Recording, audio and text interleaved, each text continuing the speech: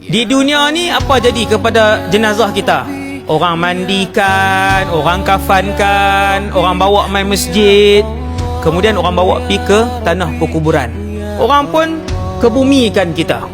Habis orang baca tahlil apa doa apa semua, Tok Imam and the gang paling awal sekali lah. Takkan nak tunggu? Tunggu buat apa? Bukan kehidupan tempat orang mati. Ahli keluarga kita tunggu ustaz? Tak ada ahli keluarga tunggu seminggu. Saya tak pernah nampak lagi. 3 jam ahli keluarga pun balik. Isteri tercinta kah, suami tercinta kah, anak tercinta kah, tak ada lagi yang duduk 11 jam. Tak ada. Nabi kata renung-renungkanlah, kata Rasulullah, siapa yang akan menemani kamu.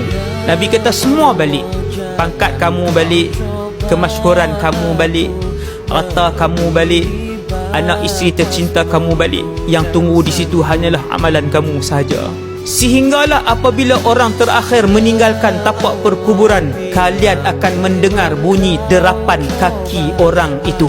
Antara benda yang penduduk alam barzah dengar, sabit dengan hadis yang sahih yang ni.